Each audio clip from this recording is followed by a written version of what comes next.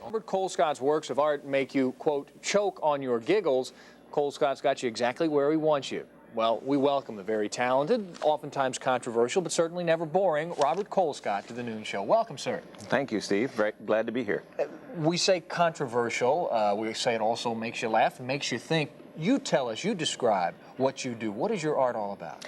Well, you know, it's about a lot of things. It's a rather complex thing just to sit here in a minute and tell you what my art's all about. However, one of the issues that I deal with a lot is making an ironic statement about what I consider a traditional white perception of black people, and I use irony and humor and satire to deal with that idea. Some of the ironies that you would look at, what would be some of those stereotypes that maybe you would Well, occasionally, if I'm going to talk about stereotyping, I'll represent a stereotype. I might use an Aunt Jemima figure, or I might use a banjo picker, or a kind of step and fetch it character, and those are stereotypes that I have worked with. In general, I try to diffuse them. I try to inject humor and ironic humor so that people realize that these images are not really meant to be taken literally, but they're meant to be thought about. Here's one of your works we see on the screen now. Explain that a little bit. Well, this painting is called Listening to Amos and Andy, and it goes back to my experience as a kid when everybody in the country at 8 o'clock at night listened to Amos and Andy, whether you were black or you were white. And a lot of people didn't know that Amos and Andy were white actors that were playing the role. And of course, this could be carried off very nicely in radio.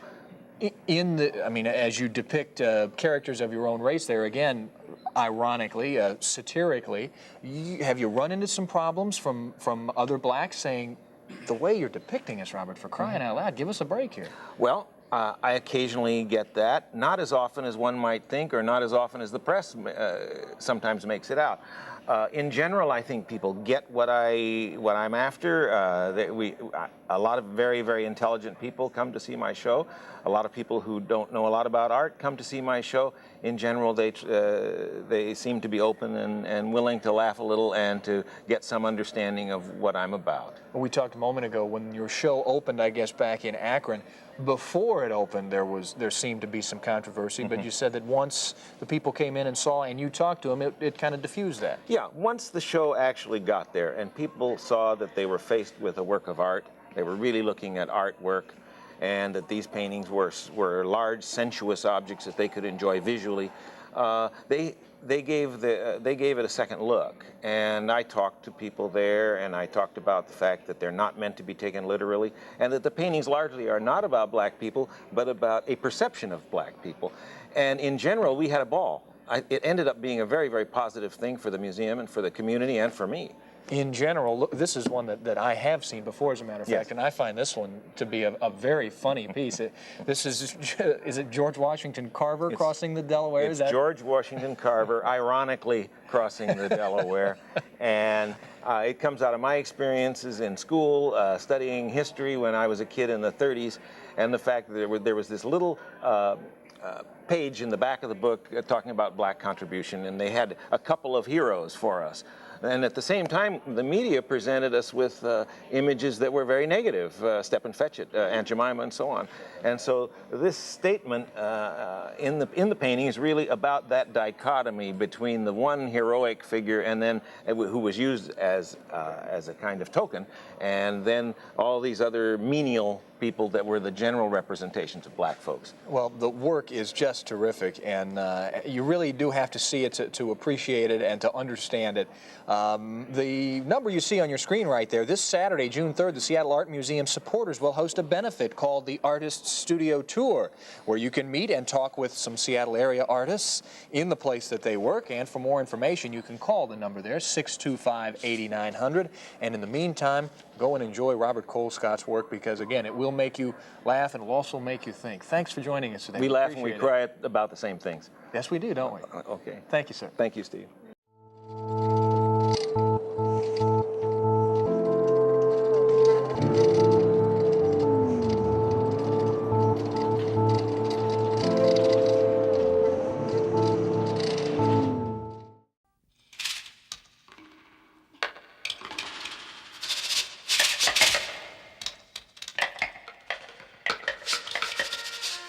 Out of the wasteland, suddenly there were objects which radiated warmth, vitality, a condensed inner strength, the like of which I had never known.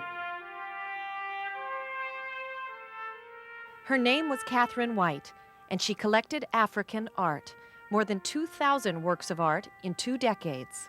Crates came and came. Each time I opened them and unearthed an object, a delirium of exhilaration sang in my heart.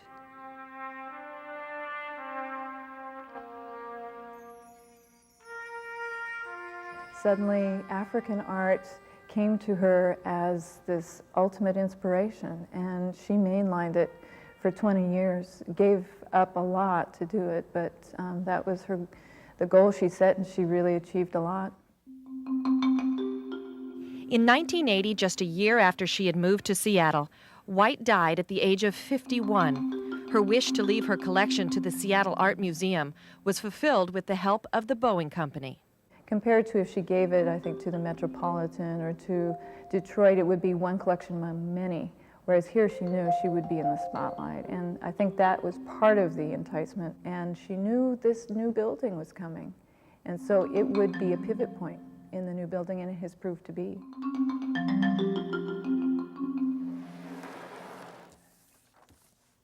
For 10 years, African art curator Pam McClusky has been working towards this moment, when the Katherine White collection would get the spotlight it deserved in the new Seattle Art Museum.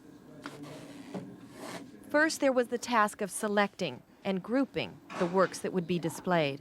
You're going to have the ivories, wooden objects, and textiles. I wouldn't want to come off the wall too far.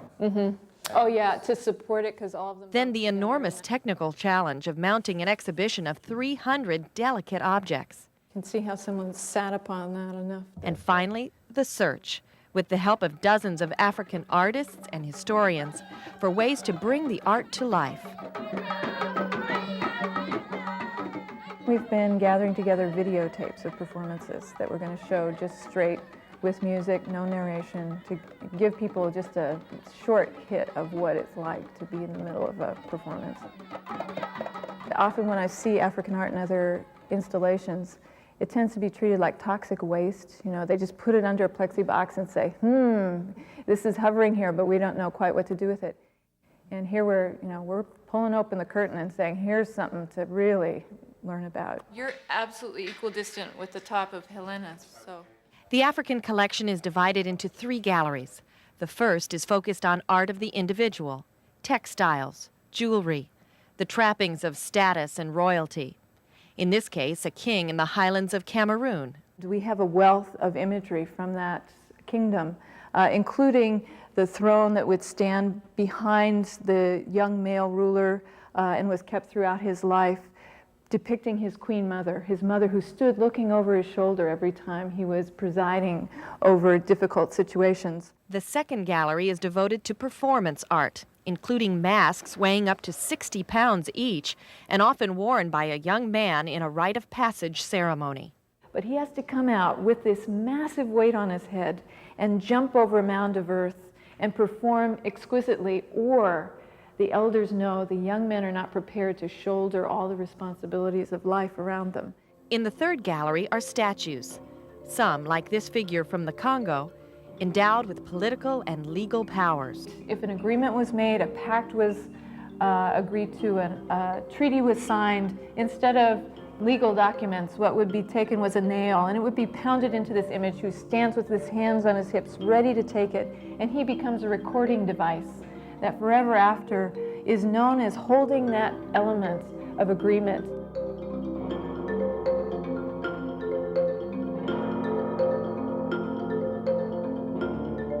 Every statue, every object has a story.